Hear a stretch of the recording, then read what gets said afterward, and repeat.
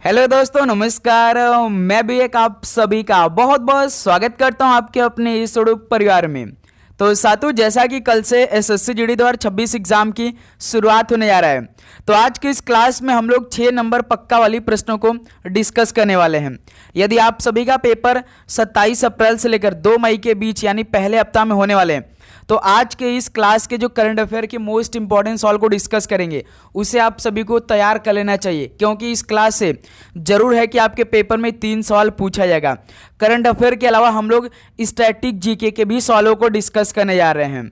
तो साथियों, इस क्लास में आप सभी का 3 सवाल जरूर पक्का होने वाले हैं और एसएससी जीडी के पेपर में यहाँ से हर बार सवाल पूछा ही जाएगा आपके रियल शिफ्ट में। ओके, तो चलिए बिना टाइम वेस्ट करते हुए क्लास को स्टार्ट कर लेते हैं। टॉप लेवल के प्रश्न आज की इस क्लास में हम लोग डिस्कस करने जा रहे हैं। और आगे बढ़ने से पहले सबसे पहले आप लोग अपना एग्जाम डेट कमेंट सेक्शन बता दीजिएगा कि आप सभी का एग्जाम किस डेट को होने वाला है, क्योंकि हमें लगातार उसी तरह पूरे पेपर का सोल्यूशन करवाना है। चाहे आपका पहले हफ्ता में एग्जाम होने वाला है, चाहे दूसरे हफ्ता में, तीसरे हफ्ता में, या आप सभी का लास्ट हफ्ते में होने वाला है, तब पर भी आप लोग अपना एग्जाम डेट कमेंट सेक्शन में जरूर बता दीजिएगा। ठीक है, क्योंकि कल के बाद तो हमें ये क्लियर हो जाएगा कि पेपर में कैसे कैसे जीके, हिंदी, मैथ, रीजनिंग और करंट अफेयर के सवाल पूछे जाएंगे आने वाले शिफ्टों के लिए। ठीक है, लेकिन ये क्लास के सारे क्वेश्चन आप जरूर तैयार कर लीजिए। ठीक है, तो देखिए आज का पहला प्रश्न, एशियाई ओलंपिक परिषद का नया अध्यक्ष किसे नियुक्त किया गया है? एशियाई ओलंपिक परिषद का नया अध्यक्ष किसे नियुक्त किया गया है? शेख जोआन बिन अहमद अल थानी को किया गया है। पहले का बी ऑप्शन बिल्कुल राइट आंसर हो जाएंगे। नेक्स्ट अगला सवाल देखिए, क्वेश्चन नंबर सेकंड को, महाराष्ट्र की पहली महिला उप मुख्यमंत्री कौन नियुक्त की गई हैं? महाराष्ट्र की पहली महिला उप मुख्यमंत्री कौन नियुक्त की गई हैं? तो सुनेत्रा पवार की गई हैं। सी ऑप्शन बिल्कुल राइट आंसर हो जाएंगे। अगला सवाल को देखिए, क्वेश्चन नंबर थर्ड को, नीति आयोग की अंतरिम सीईओ के रूप में किसे नियुक्त किया गया है? नीति आयोग की अंतरिम सीईओ के रूप में किसे नियुक्त किया गया है? तो निधि छिब्बर को किया गया है। इस पे आप स्टार बना लीजिए, ये सवाल आपके पेपर में पूछा जा सकता है। निधि छिब्बर आप याद रखिएगा। नेक्स्ट अगला सवाल को देखिए, क्वेश्चन नंबर 4 को, राज्यपालों की नियुक्ति का प्रावधान भारतीय संविधान के किस अनुच्छेद में है? राज्यपालों की नियुक्ति का प्रावधान भारतीय संविधान के किस अनुच्छेद में है? तो अनुच्छेद 155 में है। ऑप्शन है बिल्कुल राइट आंसर हो जाएंगे। अगला सवाल को देखिएगा, और आगे बढ़ने से पहले सबसे पहले आप लोग ये सिलेक्शन वाले प्रश्न अपने पास मंगा लीजिए। यदि आप सभी का एग्जाम होने वाले हैं 27 अप्रैल से लेकर 30 मई के बीच में, तो साथियों सबसे पहले ये आप एसएससी के नए पैटर्न पे जीके जीएस पूरा कंप्लीट पढ़ लीजिए भाई। स्टैटिक जीके का पूरा रिवीजन कर लीजिए, इंग्लिश पूरा पढ़ लीजिए, करंट अफेयर पूरा 1 साल का पढ़ लीजिए, रीजनिंग पूरा कंप्लीट पढ़ लीजिए भाई चैप्टर वाइज, मैथ के भी सारे क्वेश्चन पढ़ लीजिए चैप्टर वाइज। ये आप सभी को पीडीएफ में हम प्रोवाइड कर रहे हैं मेरे दोस्त। नीचे नंबर दिखाई दे रहा ना, इस पे आप सभी को व्हाट्सएप मैसेज करके ये सारे क्वेश्चन आप अपने पास मंगा लीजिए। यदि आप सभी के पास 2 से 3 घंटे का भी समय है, तो इस पीडीएफ को आप पढ़ सकते हैं और रिवीजन बहुत ही अच्छा तरीके से कर भी कर सकते हैं। ठीक है, आपको इसके लिए 50 रुपीज़ पे भी करना पड़ेगा। ध्यान रखिए, स्पेशल ऑफर आपकी एग्जाम तक चलने वाली है। तो साथियों इस नंबर मैसेज करके ये सारे क्वेश्चन आप अपने पास मंगा लीजिए। किसी भी सब्जेक्ट का चाहिए तो आप कमेंट बॉक्स में बता दीजिएगा, आपको मिल जाएगा। ठीक है, नागालैंड के 23वें राज्यपाल के रूप में किसने शपथ ली है? नागालैंड के 23वें राज्यपाल के रूप में किसने शपथ ली है? तो नंद किशोर यादव जी ने ली है। सी ऑप्शन राइट आंसर हो जाएंगे।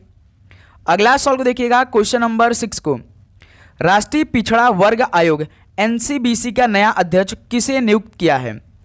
राष्ट्रीय पिछड़ा वर्ग आयोग का नया अध्यक्ष किसे नियुक्त किया गया है?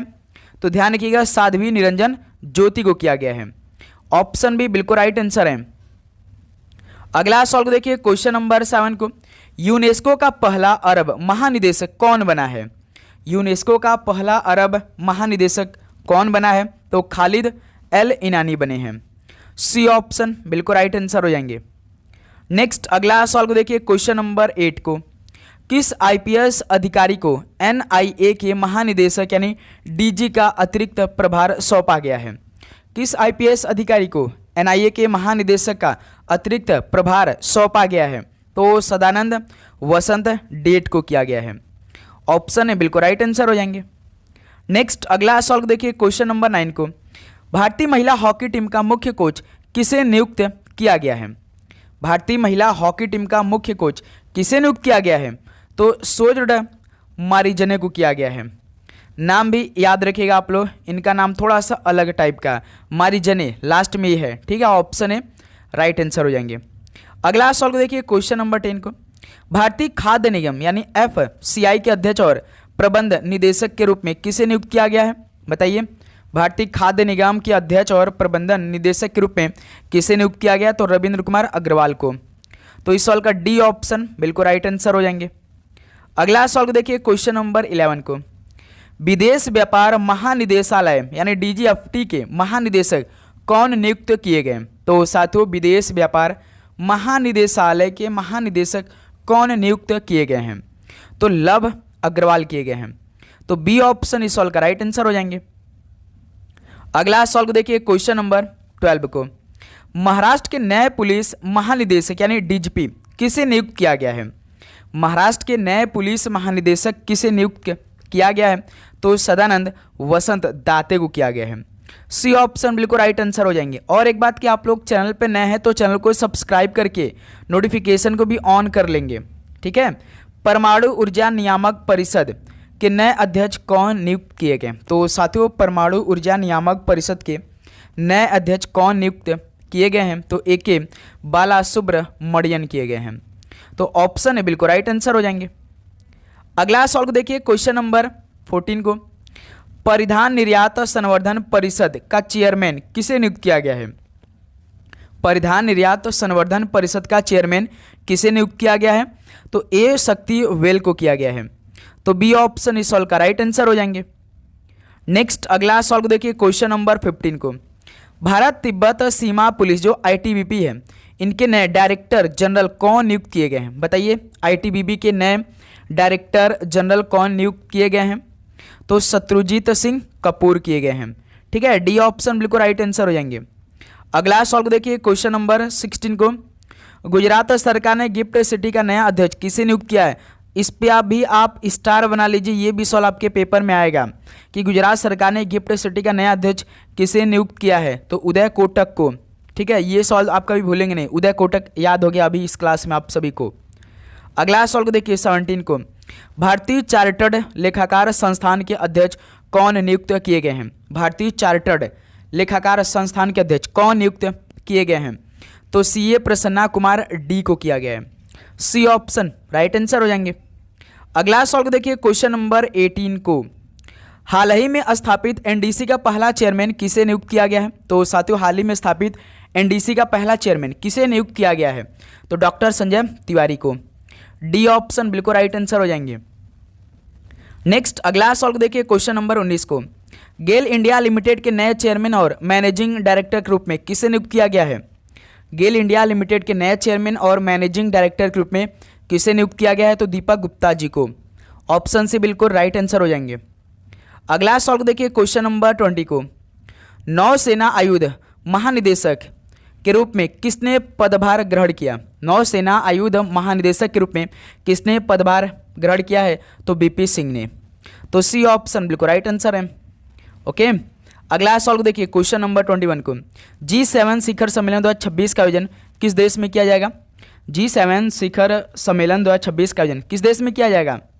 सभी बताएंगे, तो फ्रांस देश में। डी ऑप्शन बिल्कुल राइट आंसर हो जाएंगे। अगला सवाल को देखिए क्वेश्चन नंबर 22 को, विश्व आर्थिक मंच सम्मेलन 2026 कहाँ आयोजित किया गया था? विश्व आर्थिक मंच सम्मेलन 2026 ये कहाँ पर किया गया था? तो दावोस में किया गया। ऑप्शन बी बिल्कुल राइट आंसर है। नेक्स्ट अगला सवाल को देखिए 23 को, पहले वैश्विक बिग कैट्स सम्मेलन का आयोजन किस देश में किया जाएगा? पहले वैश्विक बिग कैट्स सम्मेलन का आयोजन किस देश में किया जाएगा? तो ये भारत देश करेगा भाई, और भारत ने भी इसी का भाई पूरा संस्करण भी तैयार किया था, ठीक है। नेक्स्ट अगला सवाल को देखिए क्वेश्चन नंबर 24 को, भारत बोधन AI सम्मेलन 2026 का आयोजन किस शहर में किया गया है? तो भाई आप जानते हैं कि AI से रिलेटेड आपके पेपर में जरूर सवाल पूछा जाएगा। भारत बोधन AI सम्मेलन 2026 का आयोजन किस शहर में किया गया है? तो दिल्ली में। यदि AI से रिलेटेड सवाल पूछा जाए तो भारत को आपको अधिक से अधिक लॉक करना है ऑप्शन पे, ठीक है। 2026 में किसे अशोक चक्र से सम्मानित किया गया? 2026 में किसे अशोक चक्र से सम्मानित किया गया था? तो आप जानते हैं शुभांशु शुक्ला को। सी ऑप्शन राइट आंसर है। अगला सवाल को देखिए क्वेश्चन नंबर 26 को, 2026 के लिए किसे वैश्विक शिक्षक पुरस्कार से सम्मानित किया गया? 2026 के लिए किसे वैश्विक शिक्षक पुरस्कार से सम्मानित किया गया? तो रूबल नागी को किया गया था। ऑप्शन है बिल्कुल राइट आंसर हो जाएंगे। नेक्स्ट अगला सवाल को देखिए क्वेश्चन नंबर 27 को, गणतंत्र दिवस 2026 के अवसर पर किसे कीर्ति चक्र से सम्मानित किया गया? गणतंत्र दिवस 2026 के अवसर पर किसे कीर्ति चक्र से सम्मानित किया गया था? तो 3 लोग को दिया गया था, नायाब सूबेदार डोलेश्वर सुब्बा को, मेजर अर्शदीप सिंह को, ग्रुप कैप्टन प्रशांत बालकृष्णन नायर को, यानी तीनों को। तो इस सवाल का डी ऑप्शन उपयुक्त सभी हो जाएंगे। अगला सवाल को देखिए क्वेश्चन नंबर 28 को, किसे क्रैफोर्ड पुरस्कार 2026 यानी भू विज्ञान का नोबेल से सम्मानित किया गया? तो साथियों किसे क्रैफोर्ड पुरस्कार 2026 से सम्मानित किया गया था? तो वीरभद्रन रामनाथन को किया गया था। डी ऑप्शन बिल्कुल राइट आंसर हो जाएंगे। ओके, ध्यान रखिएगा आप लोग। नेक्स्ट अगला सवाल को देखिए क्वेश्चन नंबर 29 को, रेड सी इंटरनेशनल फिल्म फेस्टिवल 2025 में गोल्डन ग्लोब्स होराइजन अवार्ड से किसे सम्मानित किया गया? तो रेड सी इंटरनेशनल फिल्म फेस्टिवल 2025 में गोल्डन ग्लोब्स होराइजन अवार्ड से किसे सम्मानित किया गया था? तो एक्टर आलिया भट्ट को किया गया था। तो ऑप्शन बी आपका राइट आंसर है। नेक्स्ट अगला सवाल को देखिए क्वेश्चन नंबर 30 को, 79वें बाफ्टा अवार्ड 2026 में सर्वश्रेष्ठ फिल्म का पुरस्कार किसने जीता? तो साथियों 79वें बाफ्टा अवार्ड 2026 में सर्वश्रेष्ठ फिल्म का पुरस्कार किसने जीता था? वन बैटल आफ्टर एनोदर ने जीता था। तो बी ऑप्शन बिल्कुल राइट आंसर हो जाएंगे। अगला सवाल को देखिए क्वेश्चन नंबर 31 को, किस भारतीय को हाल ही में संयुक्त राष्ट्र महासचिव पुरस्कार 2025 से सम्मानित किया गया? तो साथियों किस भारतीय को हाल ही में संयुक्त राष्ट्र महासचिव पुरस्कार 2025 से सम्मानित किया गया? तो स्वाति शांता कुमार को किया गया था। तो सी ऑप्शन बिल्कुल राइट आंसर हो जाएंगे। अगला सवाल को देखिए क्वेश्चन नंबर 32 को, भारत की राष्ट्रपति द्रौपदी मुर्मू ने क्रिकेटर वैभव सूर्यवंशी को दिसंबर 2025 में किस पुरस्कार से सम्मानित किया? ये वैभव सूर्यवंशी नाम आपको याद रखना है भाई। इस टाइम आप जानते हैं कि क्रिकेट में तहलका मचा दिए हैं, कल के मैच में शतक मार दिए भाई 36 गेंदों में, आप सभी को मालूम होगा। ये राजस्थान रॉयल के लिए खेल रहे हैं, आप सभी को मालूम होगा। तो भारत की वर्तमान जो राष्ट्रपति है द्रौपदी मुर्मू ने इनको क्रिकेटर वैभव सूर्यवंशी को दिसंबर 2025 में किस पुरस्कार से सम्मानित किया था? तो प्रधानमंत्री राष्ट्रीय बाल पुरस्कार से सम्मानित किया था। डी ऑप्शन राइट आंसर होगा। और यदि आप सभी से पूछेगा कितने लोग को प्रदान किया गया था, तो 20 लोग को। ठीक है, नेक्स्ट क्वेश्चन नंबर 33 देखिए, 2025 में विश्व खाद्य पुरस्कार से किसे सम्मानित किया गया? 2025 में विश्व खाद्य पुरस्कार से किसे सम्मानित किया गया था? तो मारियंगेला हंगरिया का, जो कि ब्राजील के रहने वाले। ऑप्शन है बिल्कुल राइट आंसर है।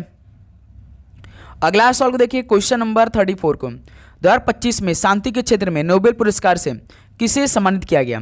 2025 में शांति के क्षेत्र में नोबेल पुरस्कार से किसे सम्मानित किया गया था? तो मारिया कोरिना मचाडो को किया गया। तो यहाँ से ऑप्शन है बिल्कुल राइट आंसर है। नेक्स्ट अगला सवाल को देखिए question number 35, PETA India person of the year 2025 से किसे सम्मानित किया गया? तो साथियों PETA India person of the year 2025 से किसे सम्मानित किया गया था? तो रवीना टंडन जी को किया गया। डी ऑप्शन बिल्कुल राइट आंसर है। ओके, अगला सवाल को देखिए क्वेश्चन नंबर 36 को, 74वीं मिस यूनिवर्स 2025 का खिताब किसने जीता? 74वीं मिस यूनिवर्स 2025 का खिताब किसने जीत लिया था? फातिमा बॉस ने जीता था। तो बी ऑप्शन बिल्कुल राइट आंसर है। नेक्स्ट अगला सवाल को देखिए 37 को, फ्लैश उपन्यास के लिए बुकर पुरस्कार 2025 से किसे सम्मानित किया गया? फ्लैश उपन्यास के लिए बुकर पुरस्कार 2025 से किसे सम्मानित किया गया था? तो डेविड सजाले को किया गया। बी ऑप्शन बिल्कुल राइट आंसर हो जाएंगे। अगला सवाल को देखिए क्वेश्चन नंबर 38 को, मार्च 2026 में किन 2 देशों ने संयुक्त सैन्य अभ्यास फ्रीडम शील्ड शुरू किया है? तो साथियों मार्च 2026 में किन 2 देशों ने संयुक्त सैन्य अभ्यास फ्रीडम शील्ड शुरू किया? तो एक यूएसए देश था, दूसरा जापान देश था। तो इस सवाल का बी ऑप्शन। एक सेकंड भाई, फ्रीडम शील्ड की बात करा भाई तो यूएसए और साउथ कोरिया ने स्टार्ट किया था। एक सेकंड भाई, इसको आप सही करिए। डी ऑप्शन बिल्कुल राइट आंसर है। ओके, डी ऑप्शन आप सभी का बिल्कुल परफेक्ट आंसर भाई। फ्रीडम शील्ड 2 देशों ने शुरू किया था संयुक्त सैन्य अभ्यास मार्च 2026 में, यूएसए और साउथ कोरिया। ठीक है। नेक्स्ट क्वेश्चन नंबर 39 देखिए, 73वें और 74वें संशोधन के अनुसार भारत में कितने स्तरीय सरकारी प्रणाली है? तो साथियों 73वें और 74वें संशोधन के अनुसार भारत में कितने स्तरीय सरकारी प्रणाली है? तो आप सभी को मालूम होगा 3 स्तरीय सरकारी प्रणाली है। तो डी ऑप्शन बिल्कुल राइट आंसर है। नेक्स्ट अगला सवाल देखिए, क्वेश्चन नंबर 40 को, किस संविधान संशोधन ने 6 से 14 वर्ष की आयु वर्ग के बच्चों को अनिवार्य शिक्षा प्रदान की? तो साथियों किस संविधान संशोधन ने 6 से 14 वर्ष के आयु वर्ग के बच्चों को अनिवार्य शिक्षा प्रदान किया? तो 86वें संविधान संशोधन है। सी ऑप्शन राइट आंसर है। नेक्स्ट अगला सवाल देखिए, क्वेश्चन नंबर 41 को, भारतीय संविधान के कौन से संशोधन वर्ष 2020 में इसने अनुसूचित जाति और अनुसूचित जनजाति के आरक्षण को बढ़ा दिया था? तो भारतीय संविधान के कौन से संशोधन ने अनुसूचित जाति और अनुसूचित जनजाति के आरक्षण को बढ़ा दिया था? तो 104 संशोधन ने भाई। तो डी ऑप्शन बिल्कुल राइट आंसर हो जाएंगे। अगला सवाल देखिए, क्वेश्चन नंबर 42 को, 103वां संविधान संशोधन किससे संबंधित है? 103वां संविधान संशोधन किससे संबंधित है? तो ये आर्थिक आरक्षण से संबंधित है। सी ऑप्शन बिल्कुल राइट आंसर है। नेक्स्ट अगला सवाल देखिए, क्वेश्चन नंबर 43 को, 124वें संवैधानिक संशोधन के अनुसार शैक्षणिक संस्थानों में आर्थिक रूप से कमजोर वर्गों के लिए आरक्षित सीटों का प्रतिशत कितना है? 124वें संवैधानिक संशोधन के अनुसार शैक्षणिक संस्थानों में आर्थिक रूप से कमजोर वर्गों के लिए आरक्षित सीटों का प्रतिशत कितना है? तो 10% है। ऑप्शन ए बिल्कुल राइट आंसर है। अगला सवाल देखिए, क्वेश्चन नंबर 44 को, भारत के संविधान का कौन सा अनुच्छेद भारत के उपराष्ट्रपति की स्थिति को अनिवार्य करता है? भारत के राष्ट्रपति का कौन सा अनुच्छेद भारत के उपराष्ट्रपति की स्थिति को अनिवार्य करता है? तो अनुच्छेद 63 है भाई। डी ऑप्शन बिल्कुल राइट आंसर हो जाएंगे। नेक्स्ट अगला सवाल देखिए, क्वेश्चन नंबर 45 को, छत्तीसगढ़, उत्तराखंड और झारखंड 3 नए राज्य बने थे जब भारत के प्रधानमंत्री कौन थे? बताइए, छत्तीसगढ़, उत्तराखंड और झारखंड 3 नए राज्य बने थे, तब उस समय भारत के प्रधानमंत्री कौन थे? अटल बिहारी वाजपेयी जी थे। तो ऑप्शन ए बिल्कुल राइट आंसर हो जाएंगे। नेक्स्ट अगला सवाल को देखिए, क्वेश्चन नंबर 46 को, किस चोल शासक को गंगा का विजेता कहा जाता था? तो साथियों किस चोल शासक को गंगा का विजेता कहा जाता था? तो ध्यान रखिए, राजेंद्र चोल प्रथम को। तो डी ऑप्शन बिल्कुल राइट आंसर हो जाएंगे। क्लियर। नेक्स्ट अगला सवाल को देखिए, क्वेश्चन नंबर 47 को, नोबेल पुरस्कार विजेता कैलाश सत्यार्थी निम्नलिखित में से किस संगठन से जुड़े हैं? नोबेल पुरस्कार विजेता कैलाश सत्यार्थी ये किस संगठन से जुड़े हैं? तो ये बचपन बचाओ आंदोलन से जुड़े हैं। तो ऑप्शन बिल्कुल राइट आंसर हो जाएंगे। क्लियर। अगला सवाल देखिए, क्वेश्चन नंबर 48 को, भारत सरकार ने राष्ट्रीय किसान नीति एनपीएफ को किस वर्ष में अनुमोदित किया था? तो साथियों भारत सरकार ने राष्ट्रीय किसान नीति को किस वर्ष में अनुमोदित किया था? तो 2007 में। तो डी ऑप्शन इस सवाल का परफेक्ट आंसर हो जाएंगे। ठीक है। नेक्स्ट अगला सवाल देखिए, क्वेश्चन नंबर 49 को, बर्फ की क्रिया के कारण क्षरण की प्रक्रिया को आप क्या कहते हैं? बर्फ की क्रिया के कारण क्षरण की प्रक्रिया को आप क्या कहते हैं? तो मोरेन गठन कहते हैं। ऑप्शन ए बिल्कुल राइट आंसर हो जाएंगे। ओके। नेक्स्ट अगला सवाल देखिए, क्वेश्चन नंबर 50 को, विश्व के जल संसाधनों में भारत का कितना हिस्सा है, यानी कितने प्रतिशत का हिस्सा है? विश्व के जल संसाधनों में भारत का कितना हिस्सा है? तो 4% है। डी ऑप्शन बिल्कुल राइट आंसर हो जाएंगे। तो साथियों ये आपके टॉप लेवल के 50 क्वेश्चन हमने कंप्लीट कराया। तो बताइए आप सभी का इन 50 क्वेश्चन में से लगभग कितना स्कोर बना? तो उम्मीद करूंगा आप सभी को हर एक क्वेश्चन बहुत ही अच्छी तरीके से याद हो चुका होगा। तो साथियों अब बताइए कि आप सभी का लगभग एग्जाम किस डेट को होने वाला है? कमेंट बॉक्स में आप तुरंत बता दीजिए भाई लोग, तो क्योंकि समय नहीं है। ठीक है। इसके बाद हम आप सभी को हिंदी क्लास प्रोवाइड करेंगे, इसके बाद एक और जीके क्लास प्रोवाइड कर देंगे। ठीक है। तो आप सभी को all the very best exam के लिए। God bless you. आपका पेपर बहुत अच्छा जाएगा। आप लोग अपना एडमिट कार्ड लेकर अच्छे से चले जाइएगा, आधार कार्ड ले लीजिएगा भाई, पेन भी ले लीजिएगा। ठीक है। रिलैक्स होकर एग्जाम देने जाइए, और एग्जाम सेंटर से पहले आप सभी को लगभग 2 घंटे पहले पहुंचना है सेंटर पर। ठीक है। आराम से एग्जाम देने जाइए आप सभी लोग, रिलैक्स, पेपर आपका सभी का अच्छा जाएगा। ठीक है। तो मिलते हैं साथ ही एक और नए क्लास के साथ। आप सभी को जय हिंद, जय भारत। पढ़ाई करते रहिए। All the very best. धन्यवाद।